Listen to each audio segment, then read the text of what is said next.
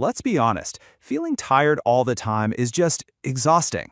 It can mess with every single part of your life. So, in this explainer, we're going to dig into the science behind why you're so drained and, more importantly, give you a real, actionable plan to get your energy back. Let's get right into it.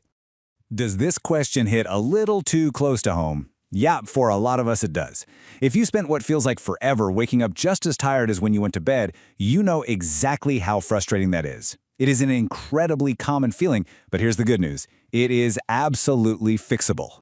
So let's kick things off with a pretty staggering fact. Over half of us, more than 50%, are walking around sleep-deprived. And this isn't just about feeling a little groggy. Research shows that consistently getting less than 6 hours of sleep can mess with your brain so much that it's cognitively equivalent to being legally drunk. Think about that. Okay, before we dive into the day-to-day habits, we need to lay the groundwork. There are two core ideas we gotta get our heads around first. Understanding these is the key to making any of the other changes actually stick. First things first, are you really getting enough sleep? It sounds so obvious, but you just can't hack your way around this. For most adults, that magic number, the sweet spot for your brain and your body, is somewhere between 7 and 8 hours a night, consistently. This one is non-negotiable. The second big concept is your chronotype. This isn't just some cute term for whether you like mornings or not. It's a real biological factor that's pretty much hardwired into your genetics. It determines your body's natural sleep-wake cycle, whether you're built to be an early bird or a night owl. So here's where the problem really starts. When your life, your job, your school forces you to fight against your natural chronotype, your sleep quality just tanks. The classic example? Teenagers. Their internal clocks naturally shift later, making them night owls. Forcing them to wake up for an early school day means they're not just tired, they're getting terrible quality sleep because their schedule is completely out of sync with their biology. All right, with those basics covered, let's walk through what an ideal day looks like for maximum energy. And we're going to start right from the moment your alarm goes off, because how you start your day really does set the tone for everything else. Here are 4 super simple steps to totally own your morning. First, try switching to a melodic alarm, something with a tune. Studies actually show it reduces that awful morning grogginess. Second, and this is a tough one, do not hit the snooze button. It basically tricks your brain into starting a new sleep cycle, only to be violently ripped out of it 9 minutes later, which makes you feel even worse. Third, as soon as you get up, just move your body for 30 seconds. Seriously, that's it. It can give you a huge boost in alertness. And finally, get some morning sunlight.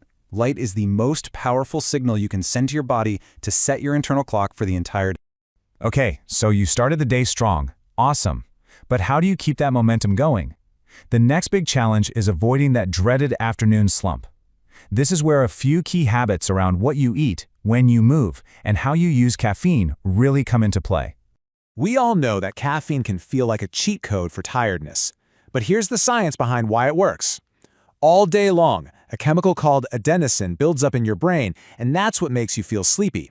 Well, caffeine works by literally blocking the receptors that adenosine would normally plug into, giving you that temporary feeling of alertness. But, and this is a big but, the timing of your caffeine is absolutely crucial. As you can see right here, caffeine has a half-life of about 6 hours. What does that mean? It means if you have a coffee at 6 p.m., half of that caffeine is still active in your system at midnight, which can seriously mess up your sleep quality, even if you don't have trouble falling asleep. Now let's quickly cover 3 other daytime pillars. For your diet, try to focus on whole foods. High sugar and processed junk are directly linked to lower energy and worse sleep. With exercise, remember it's a long game. Regular, consistent movement is a total game changer for your energy levels. And if you're gonna nap, just follow 2 simple rules. Keep it short, like 20 to 30 minutes, and never ever after 3 p.m. You don't want it to steal from your sleep later that night. We've made it through the day. Now let's talk about the evening. How you wind down isn't just a nice to have. It's absolutely critical for preparing your body and your brain for a night of deep, restorative sleep. A nightcap might feel like it's helping you relax, but honestly, it's a total disaster for your sleep. Alcohol is terrible because it suppresses REM sleep. That's the deep, dreaming stage that's so important for learning and memory. It basically keeps you stuck in the lighter, less restorative stages of sleep. So even if you fall asleep faster, the quality of that sleep is just terrible.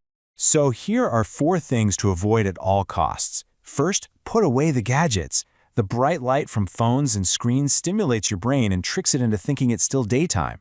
Second, if you're just lying in bed awake for more than, say, 30 minutes, get up and do something relaxing until you feel sleepy. Just lying there creates anxiety.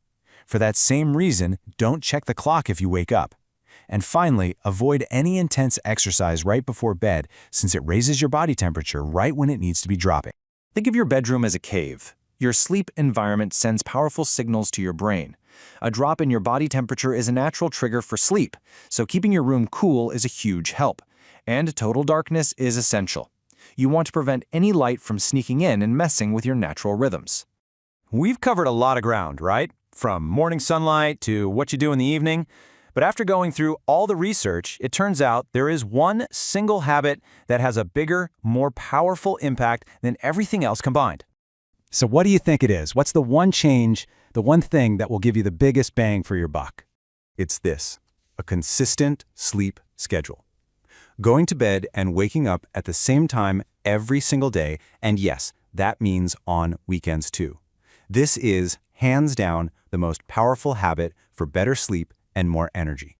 And here's why it's so incredibly powerful. A consistent routine literally trains your body's internal clock, your circadian rhythm. It teaches your body to anticipate sleep and wakefulness. Your body learns when to release sleepy hormones like melatonin and when to release wake-up hormones like cortisol. Everything just starts to work like clockwork. You might even find you don't need an alarm anymore. So after hearing all of this, let's make it real.